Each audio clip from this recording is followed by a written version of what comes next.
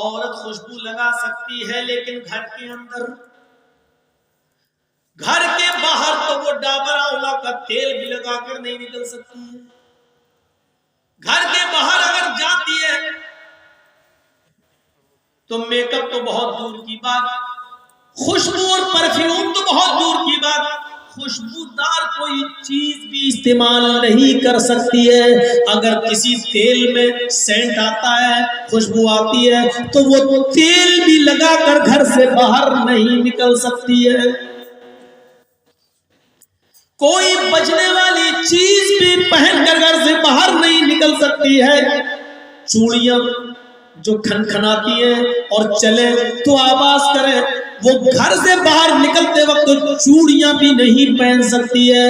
Pile جو چلتے وقت جو پائلوں کی جھنکار اور اس کی آواز اور اس میں لگے ہوئے گھنگروؤں کی آواز اگر آتی ہے تو وہ ایسی پازیب اور ایسی پائل اور ایسے گھنگرو بھی نہیں پہن سکتی ہے. یاد رکھیے میری بہنوں، میری ماں، میری بیٹیوں، سوچئے گا ضرور اور غور کیجئے گا کہ لپسٹک، کریم، پاؤڈر تو بہت دور کی بات ہے، گھر سے نکلنا ہے تو خوشبودار تیل لگا کر بھی نہیں نکل سکتی ہے. چوڑیاں جو کھنکھناتی ہیں، کھن کھن کی آواز، یا چلتے وقت چوڑیوں کی آواز آئے، چلتے وقت ہاتھ ہلے اور چوڑیاں بولے، تو چوڑیوں کو پہن کر بھی نہیں جانا ہے. پائل اگر اس میں آواز ہے تو وہ بھی پہن کر نہیں جا سکتی ہے.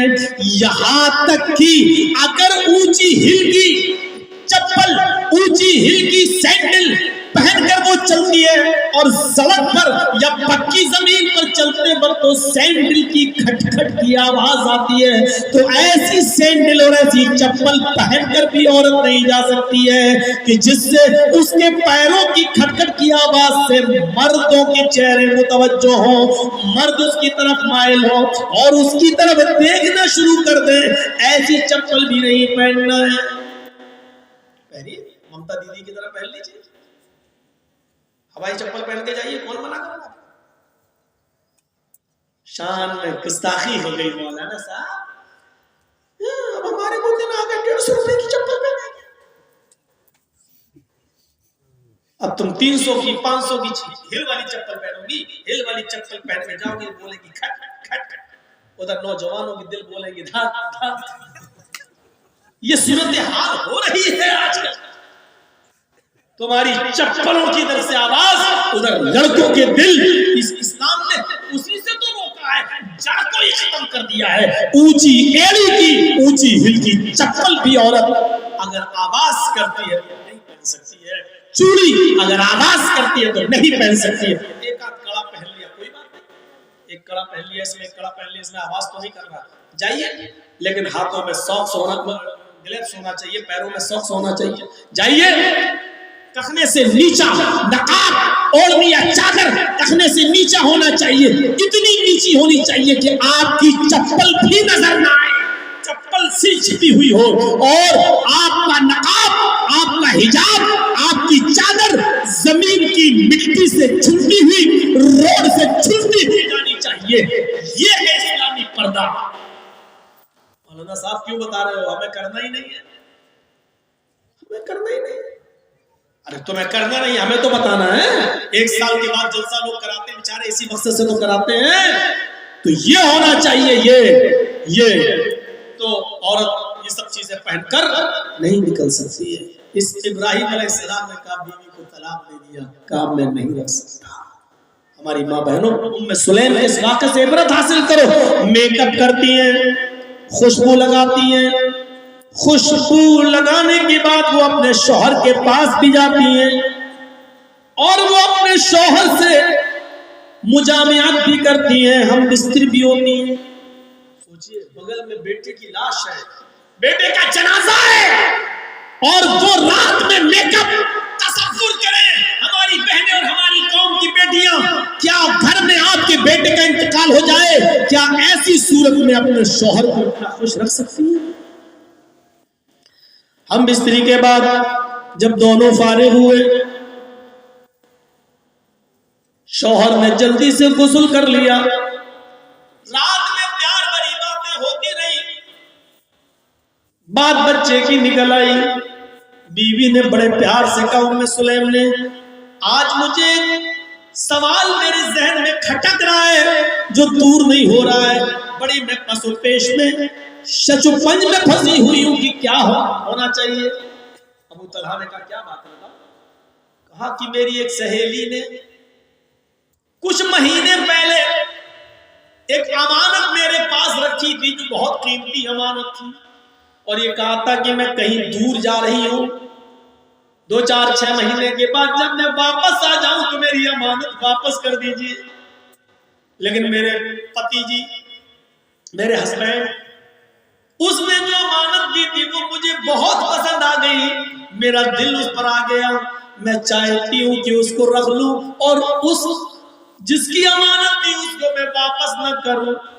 अबू तलहा ने कहा, नहीं, ये तो गलत बात है, ये अमानत में खयानत है, ये गुनाह होगा।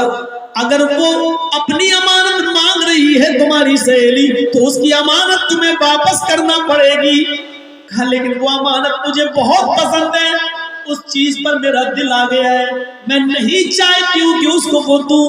अबू तलहा ने कहा, तुम बहुत गलत कर रही हो, तुम्हें उसकी अमानत देना पड़ेगी, वरना जहन्नम में जाओगी। बेईमानी मत करो, जिसकी अमानत थी उसकी अमानत वापस कर दो। कहा, मेरे प्यारे शौहर, तो फिर एक अमानत अल्लाह ने मुझे दी थी, 2-3 साल पहले अल्लाह ने मुझे भी एक अमानत दी थी, और वो अमानत मुझे बहुत ज्यादा पसंद है। उस अमानत पर मेरा दिल आ गया है, वो अमानत मेरा बेटा है, लेकिन आज अल्लाह ने अपनी अमानत मुझसे मांगी, तो मैंने उसकी अमानत उसको वापस कर दी। उसकी अमानत मैंने उसको वापस कर दी। अगर मैं अपने पास रखती और उस पर बेईमानी करती तो अमानत में खयानत होती। मेरे प्यारे शौहर, बच्चा आराम से सो रहा है, इसका मतलब ये है कि बच्चा मेरा इस दुनिया में नहीं रहा, अल्लाह की अमानत दी, अल्लाह ने उस बच्चे को ले लिया है। अबू तलहा के पैरों के नीचे से जमीन सरक गई। बोले तो कुछ नहीं, लेकिन कहा कि इस हाल में भी तुम मुझे खाना खिला रही हो, तुम मुझसे हम बिस्तरी कर रही हो, प्यार और मोहब्बत तुमने मुझसे किया है, तुमने बच्चे के बारे में मुझे बताया नहीं। वो तो ठीक है, अल्लाह की अमानत थी, अल्लाह ने ले लिया, लेकिन इसका ये मतलब तो नहीं था कि तुम मोहल्ले की औरतों को भी रोके रखो। कोई बात नहीं है, सुबह सूरज निकलने के बाद उस बच्चे को दफन कर दिया जाएगा। हजरत अबू तलहा जैसी अजान की आवाज होती है, मस्जिद में जाते हैं, अल्लाह के नबी सल्लल्लाहु अलैहि वसल्लम नमाज पढ़ाते हैं, और नमाज पढ़ाने के बाद जब अबू तलहा अल्लाह के नबी के पास बैठते हैं और पूरी की पूरी रात की दास्तान सुना देते हैं। अल्लाह के नबी, ऐसा हुआ, मेरी बीवी ने रात में भी नहीं बताया है, मेरी बीवी ने मुझे खाना भी खिलाया है, उसके बाद हमसे हम बिस्तरी भी किए, शारीरिक संबंध भी बनाया है। आए अल्लाह के नबी, उसके बाद का अल्लाह की अमानत भी अल्लाह ने ले लिया। अल्लाह के नबी फरमाते, अबू तलहा, बस है अबू तलहा, अल्लाह तुम्हारी बीवी को जज़ाए खैर दे, अल्लाह उसको अच्छा बदला दे, और तुम दोनों ने आज रात में जो मुजामियत की, जो हम बिस्तरी की है, अल्लाह उसमें बरकत अता फरमाए, अल्लाह उसमें बरकत अता फरमाए, अल्लाह उसमें बरकत दे। उसी दिन की मुजामियत और हम बिस्तरी से हजरत उम्मे सुलैम को हमल ठहरा है, उसी उम्मे सुलैम को हमल ठहरा है, और उसी अबू तलहा को उम्मे सुलैम से उसी दिन हमल ठहरा, और फिर 9 महीने के बाद बच्चा पैदा होता है। इस बच्चे का नाम अनस रखा जाता है, इस बच्चे का नाम अनस रखा जाता है। अल्लाह के नबी जब इस बच्चे को, जब ये बच्चा पैदा हुआ, तो सबसे पहले अल्लाह के नबी ने खजूर अपने मुंह में चबाया, और चबाया हुआ खजूर निकाला और अपनी उंगली से निकाल कर हजरत अनस के मुंह में डाला, और दुआ की, अल्लाह हजरत अनस के माल में और उसकी औलाद में बरकत अता فرما, اس کی اولاد میں برکت عطا فرما, ان کے مال میں اور ان کی اولاد میں برکت عطا فرما. یہ انس ہی تھے جنہوں نے 10 سال جناب محمد رسول اللہ کی خدمت کی ہے. یہ انس ہی تھے آگے چل کر یہ بڑے امیر بنے. اللہ نے ان کی دولت میں بھی اضافہ کیا اور ان کے بچوں کی تعداد میں بھی اضافہ ہوا ہے. مدینے میں اکثر بچوں کی تعداد انہی کی نظر آتی تھی, سب سے زیادہ بچے انہی کے نظر آتے تھے. یہ دعا کا اثر تھا جناب محمد رسول اللہ صلی اللہ علیہ وسلم کی دعا کا.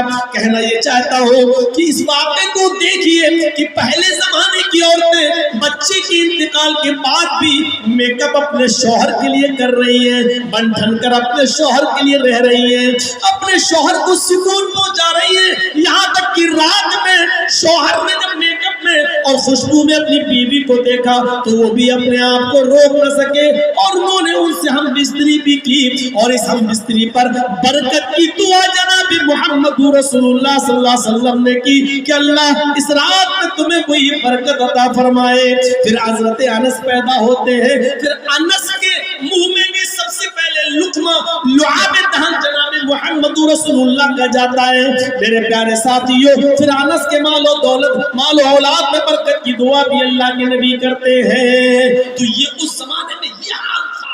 وَلَا تَعْقُلْنَ وَالِدَيْكَ وَإِنْ أَمَرَاكَ أَن تَخْرُجَ مِنْ أَهْلِكَ وَمَالِكَ. اپنے والدین کی نافرمانی مت کرنا, اگرچہ وہ دونوں تمہیں حکم دے کہ ان کے گھر سے نکل جاؤ, اپنے بیوی بچوں کو چھوڑ دو, مال و دولت کو چھوڑ دو, تب بھی ان کی نافرمانی مت کرنا. وَلَا تَتْرُكَنَّ صَلَاةً مَكْتُوبَةً مُتَعَمِّدًا. فرض نماز کبھی بھی قصداً جان بوجھ کر مت چھوڑنا. فَإِنَّ مَن تَرَكَ صَلَاةً مَكْتُوبَةً مُتَعَمِّدًا فَقَدْ بَرِئَتْ مِنْهُ ذِمَّةُ اللَّهِ. جو فرض نماز قصداً جان بوجھ کر چھوڑ دیتا ہے, اللہ کی ذمہ داری اس کے اوپر سے ہٹ جاتی ہے. جب نمازی نماز نہ پڑھے اور فرض نمازوں کا جنازہ نکلتا رہے تو اللہ کی اس کے اوپر کوئی ذمہ داری نہیں ہے. مرے کٹے کچھ بھی ہو, پھر اللہ کی کوئی ذمہ داری اس کے اوپر نہیں رہی ہے. فقط بریت من ذمۃ اللہ, اللہ کے ذمے سے وہ آدمی نکل گیا ہے جو فرض نماز کی پابندی نہیں کرتا ہے. اور چوتھی چیز بتائی, ولا تشربن خمرا فانه راس كل ذنب. اور سنو, کبھی شراب مت پینا, کسی بھی کنڈیشن میں شراب کو ہاتھ مت لگانا. فإنه رأس كل ذنب, اس لیے کہ وہ ہر برائی کی جڑ ہے. ہر برائی کی جڑ شراب ہے. شراب پینے کے بعد زنا کرنے کا دل کرتا ہے, شراب پینے کے بعد چوری کرنے کا دل کرتا ہے, شراب پینے کے بعد ماں باپ کے سامنے, ماں اور باپ کے سامنے گالی دینے کا دل کرتا ہے. اور شرابی جب شراب کے نشے میں گھر آتا ہے تو اپنی بہن اور اپنی بیٹی کے سامنے بھی گندی گندی گالیاں دیتا ہے. اس کو نہیں معلوم وہ جس نشے میں ہے وہ کس کے سامنے گالیاں دے رہا ہے. وہاں اس کی بیوی بھی موجود ہے, اس کی ماں بھی موجود ہے, اس کی جوان بیٹی بھی موجود ہے, لیکن ادھر بھی ایسی گندی گندی گالیاں اس کے منہ سے نکلتی ہے کہ جس کو سننا گوارا نہیں کیا جا سکتا ہے. میرے پیارے ساتھیوں, اس نے کہا فإنہ رأس كل ذنب, شراب کو ہاتھ مت لگانا کیونکہ شراب تمام برائیوں کی جڑ ہے. وإياك بالمعصية فإن بالمعصية حل سخط اللہ. ہر گناہ کے کام سے دور رہنا ہے معاذ, ہر گناہ کے کام سے دور رہنا ہے معاذ. اس لیے کہ جس بستی میں گناہوں کے کام عام ہو جاتے ہیں, جس بستی میں جوا عام ہو جاتا ہے, جس بستی میں شراب عام ہو جاتی ہے, جس بستی کے اندر زناکاری عام ہو جاتی ہے, اللہ سخط اللہ, تو اللہ کا غضب, اللہ کا عذاب بھی اس بستی پر حلال ہو جاتا ہے. یعنی اللہ کسی وقت اس بستی پر عذاب نازل کر سکتا ہے.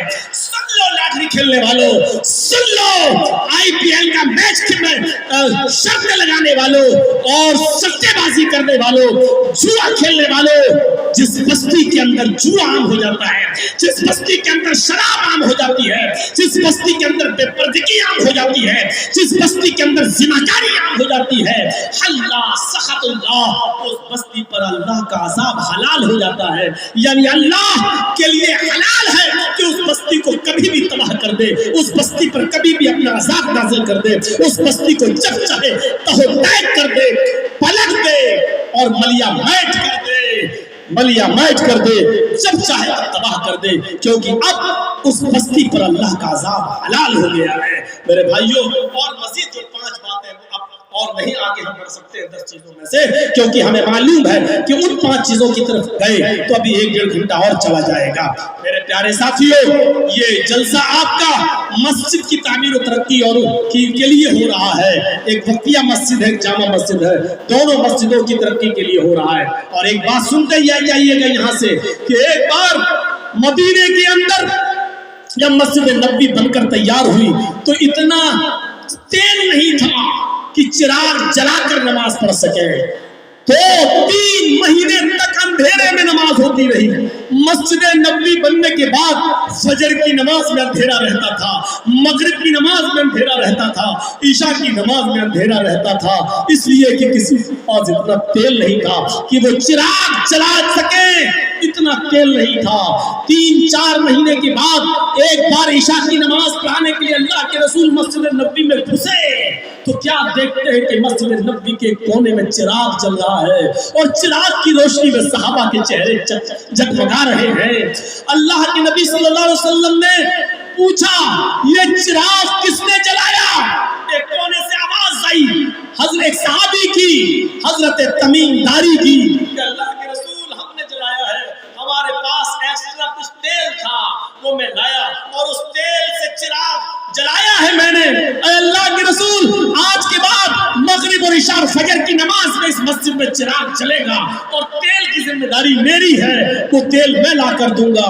اللہ کے نبی نے نماز پڑھائی، نماز پڑھانے کے بعد تمیم داری نے پوچھا، اے اللہ کے نبی کیا کوئی غلط تو نہیں کیا میں نے چراغ جلایا ہے، اس مسجد میں روشنی کر دی ہے، کوئی غلط تو نہیں کیا؟ اللہ کے رسول نے نماز پڑھانے کے بعد کھڑے ہو کر حضرت تمیم داری کو اپنے سینے سے لگایا اور گلے سے لگانے کے بعد کہا، قد نبرت الاسلام، آئے تمیم تو نے مسجد نہیں چمکائی ہے، تو نے آج پورا اسلام چمکا دیا ہے، پورا اسلام روشن کر دیا ہے، پورے اسلام کے اندر روشنی پیدا کر دی ہے۔